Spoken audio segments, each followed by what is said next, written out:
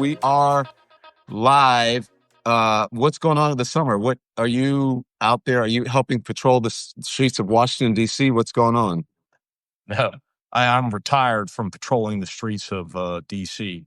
No, I've just been, working on my Substack, working on the YouTube show that launched. We launched that about a month ago.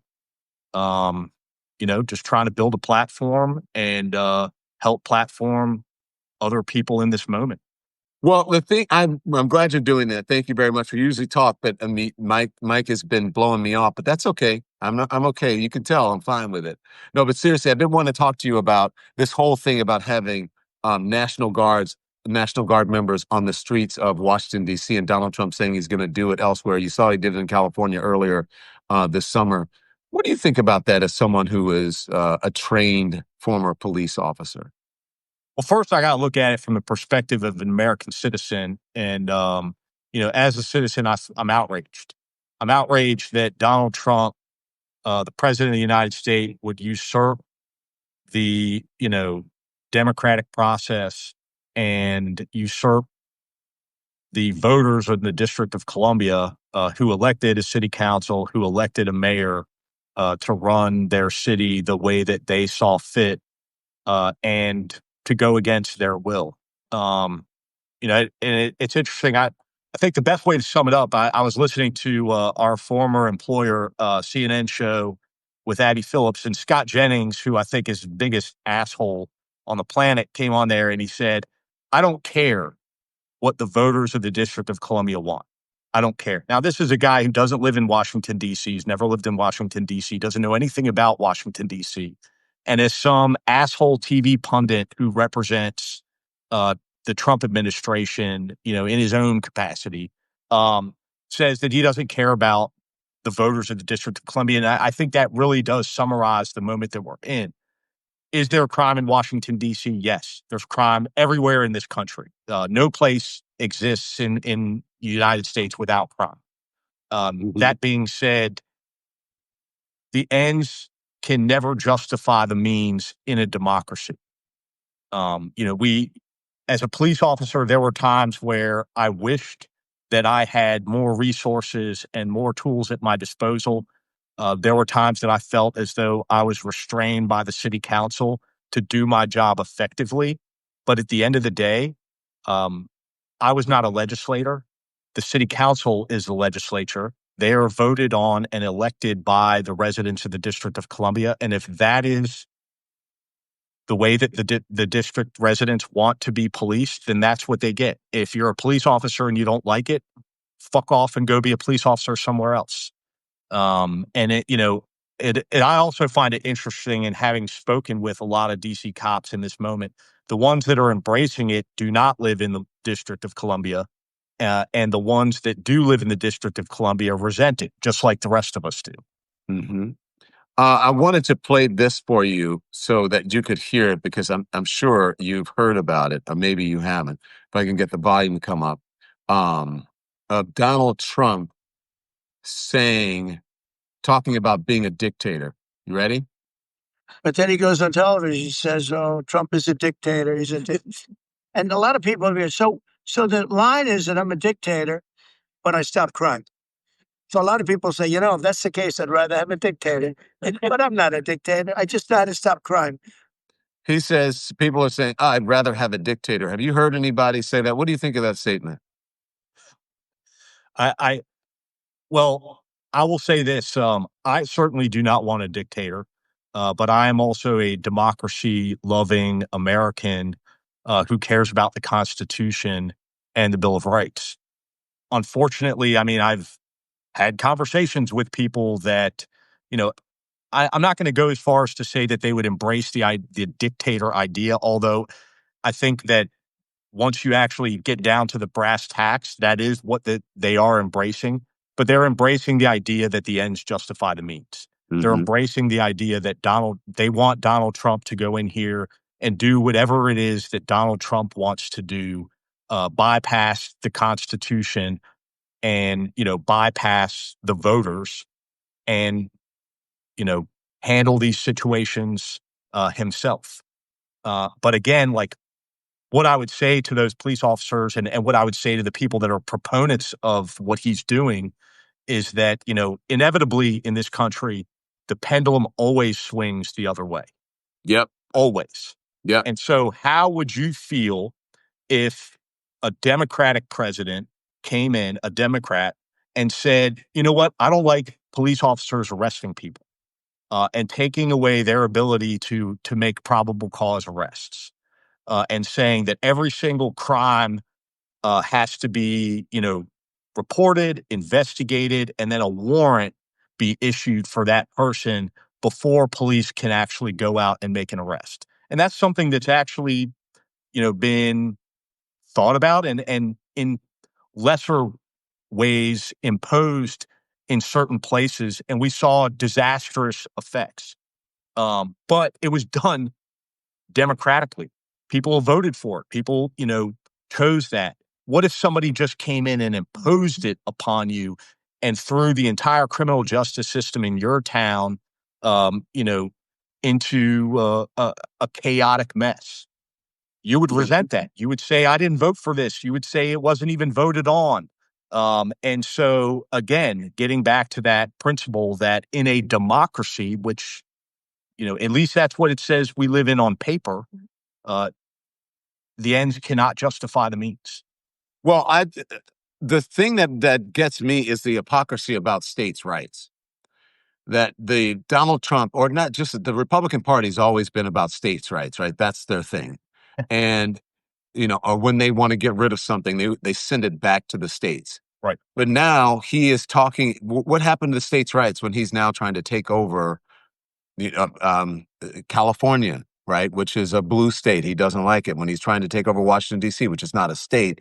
It's a district. He's trying to take over blue areas. What happened to the sovereignty of at least the individual states or districts at Washington, D.C.? It seems like complete hypocrisy to me. Well, Donald Trump, I don't think ever cared about those things. The Republican Party under, Donald Trump's control doesn't care about those things. But what they've done is, it's very strategic in what they're going about doing. You look at immigration. They're going after communities that, like the Venezuelan community, El Salvadorian, Honduran, all these different communities that really don't have any means to defend themselves. And so he's picking on low-hanging fruit, easy targets when it comes to his voters. They don't care about, MAGA voters don't care about immigrants. They hate immigrants. Voters don't care about democratically run cities. They hate democratically run cities. And so as long as Donald Trump, does his authoritarian dictator thing in places that they don't like, then they don't care. And then they actually see it because they're so caught up in, payback for the Obama administration. They're fine with it. They're fine with taking away the rights of. What do you mean payback for the Obama administration? Yes. Well, payback for, what they saw is, well, first, let's just call it what it is. Obama was a black man, and they resent the fact that there was a black president. But they also resent progressive policies of that administration, and they resent the conversations that the administration tried to put forward into, things about race relations between, people of color and law enforcement, a whole host of different things that people saw as un-American. And so this is payback for all of that, at least in, my humble opinion. Here's what he says he was asked today about the National Guard being at Union Station. And he said, those are not politically correct troops. We don't have politically correct anymore. We have tough guys. I don't even know what the fuck that means. Other than the fact that, he's constantly saying things like, police officers, they're not restrained. They can do whatever they want to do, alluding to using violence against the citizens. I mean, fortunately, I don't think we've seen that overwhelmingly, but I have certainly seen exchanges between these masked ICE agents or whatever agency is lending their officers or agents to ICE to participate in these immoral, unethical, and often unconstitutional efforts to rid the streets of undocumented immigrants. And I've seen exchanges. I mean, we've all seen the exchanges on social media of these, again, masked agents and regular citizens who are out there trying to hold them accountable by videotaping them, recording them, or simply protesting their presence, which is about as American as it gets. And hearing them say things like, I think there was one that went viral in which the protester said, you're ruining our community, you're destroying our community. And his response was, this is a on-duty agent of the government saying, liberals already ruined this country. We're here to clean it up. That shocked me because if I had said something like that 10 years ago as a police officer, I would have been immediately suspended and most likely fired from the department just for making that comment. Support comes from Brickhouse Nutrition and their best-selling weight loss formula, Lean. And right now, you don't want to miss this. Brickhouse's Labor Day sale just went live. For a few days only, you can save 25% on everything with code LaborDay25. Look, fall is a perfect time to reset, get focused, and start feeling your best. And this sale is the best time to stock up. This includes Lean, the doctor-formulated weight loss supplement that helps turn excess fat into energy, reduces appetite, and curbs cravings without needles and without prescriptions. So, I'm a big believer in Brickhouse because I use their products. I will start with a Field Greens, which is my go-to fruit and veggie blend. And I can tell you my energy is better and I feel healthier. And your doctor will notice the difference, okay? That's real. And if you want more, favorites like Radiance and Collagen Booster and the new Brickhouse Whey Protein also are included in this. Everything is 25% off, but only for a few days, so don't wait. Head over to brickhousenutrition.com, use the code LaborDay25 at checkout. That's brickhousenutrition.com, code LaborDay25. Take advantage of this Labor Day sale and start fall feeling your strongest and most confident yet. Support comes from DeleteMe. It's the easiest, fastest way to protect your privacy online. Look, in 2025, your data is a commodity. Anyone can buy it. Your name, your home address, your phone number, even your family details, compiled and sold to the highest bidder. That's how identity theft, scams, and harassment happen. Now, I know this world all too well. Being in the public eye means that my personal information is always at risk. Anyone in the public eye, always at risk. I've had people try to dig up information on me. And let me tell you, it is scary how much your life that can be found with just one search. So don't take any chances. Use DeleteMe, okay? They'll scrub your data from the web so you stay safe. It is quick, it's easy, and right now you can try it at a discount. Get 20% off your DeleteMe plan by texting DON to 64000. That's the only way to get this deal. Text DON, D-O-N, to 64000. Protect your privacy today with DeleteMe. Message and data rates may apply. His response to the citizen was, the liberals already destroyed this. Oh yes, that guy. We're trying to clean it up, and that clearly there is a litmus test for these agents that are participating in this effort, and it goes far beyond the idea that they've sworn oath to not only just to Donald Trump, but that they possess a certain ideology themselves on a personal level that allows them to go out there and behave in that manner. Well, he said that basically, I think you alluded to this, that they can do whatever they want. They can be as rough as they want, right? And he just said that we have tough guys right now. I would just worry about the state that we're in. Here's what I'm concerned about. I'm concerned if they go to a place like Chicago that there's going to be violence. Because, let's just be honest, Chicago does have a crime problem. Does it need the National Guard? I think they need all the help that they can get, but I think they need to do it at the request of the state, right? And so perhaps Donald Trump should be calling and working with Governor Pritzker and saying, hey, look, we would like to help you out in this matter. What kind of help would you like us to send? Would you like us to send anyone? Would you like resources? And then they can work together, right? And say, I'm working with the Trump administration. We're working in conjunction with each other to try to fix this problem. But just to send troops in, and many times people who are not really trained for conflict resolution and members of the National Guard, as I understand, you can tell me correct me if I'm wrong, they don't have weapons training as much as people who are doing this on a daily basis, and they may not be equipped, right? Well, what they don't, I mean, I'm sure they have weapons training and are proficient in using a firearm and, what a firearm is intended to do, which is kill a human being. Right.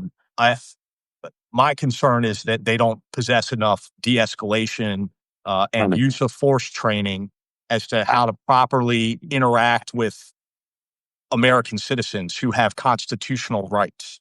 Yeah. And so that, that's where, for me, the problem lies. And I agree with you. The Metropolitan Police Department is overworked and underpaid. The officers, we've seen a depletion of their ranks. Not a lot of people want to be police officers in the current climate. And that's existed for an extended period of time, even back when I was still on the job. That being said, there are effective ways of combining federal resources with local law enforcement. This to me is performative. The other issue that I have with it is when you combine immigration efforts with local policing. The whole premise behind not having local law enforcement participate in ICE operations is that there are these communities, like in the District of Columbia, in Upper Northwest and Upper Northeast, predominantly Spanish-speaking communities, people who immigrated here from South and Central America, and it's important that those individuals can trust law enforcement, regardless of their immigration status, to report possible crimes, specifically human trafficking, prostitution crimes. I mean, those were things that we saw that were prevalent, in which these vulnerable communities that have not yet assimilated, don't speak good English, are being taken advantage of, and so and we're concerned that because of their status, that they would not report those crimes to local law enforcement, and then local law enforcement can't keep those individuals safe. Because prior to the Trump administration, there was a universal idea that every human being that was in the District of Columbia deserved, certain human rights. And so, unfortunately, under this administration, people like Stephen Miller don't believe that certain human beings deserve to be safe, regardless of their immigration status, or deserve not to be victims of crimes despite their immigration status. Do you think, Michael, that members of the Metropolitan Police Department, how do they feel? If you were there, would you feel a certain kind of way about having members of the National Guard out on the street? I mean, I've been a Metropolitan Police officer when we deployed National Guard because of an actual crime emergency. Under Chief Ramsey, there was a period of time I remember early in my career in which we were experiencing not only multiple homicides on a daily basis, but we were also dealing with, an escalation or an increase in, shootings out in the open. And so what was done was we had the National Guard and, a certain amount of National Guard troops. I think it was around 400, but their job was to come in and essentially be high visibility in high crime areas, but then also to take some of the, low priority jobs away from police officers, like directing traffic or things of that nature, so that more uniformed officers could be deployed into areas that were experiencing those spikes in violent crime. But again, they weren't armed. And, eventually it just became apparent that, as far as the deterrence, that it didn't exist. People got used to seeing them all the time, and they weren't really deterring crime in the way that I think they were originally intended. Yeah. Well, Michael, I think it's going to start happening in more cities around the country, and we just have to get used to it. I don't know what the fix is unless they start fighting it in courts, but he's defying federal judges, and so I don't know where this leads. I'm concerned about the possibility of violence that is causing more harm than good. I agree. I think that, I'm holding my breath, waiting for the moment in which a federal agent or a National Guard member uses deadly force against a citizen, and this thing escalates to a level that we have not seen in this country before. And so, yeah, I mean, it's a scary thing when you flood the streets with armed individuals who are untrained, and then again acting under the idea that they can do whatever the hell they want because that's what the commander in chief said. Yeah. Thank you, Michael. I'll see you next time. Same bat channel, same bat station, same bat time, however that works. Thanks, buddy. Thank you. See you later. Thanks everyone for watching. Your support means the world to us. So make sure you hit the like button and you subscribe to our channel to make sure that you never ever miss a video. We're live every day, 10 a.m. Eastern time. We drop even more content at 2 p.m. Eastern and 5 p.m. Eastern. And if you want more Don Lemon Show content, we'd love for you to become a member of the Lemon community, where you will receive access to special community posts. You'll get exclusive content and members-only live shows. So head over to our channel page or click the join button on this video. Again, thank you for watching. We appreciate your love and your support, and we will see you next time.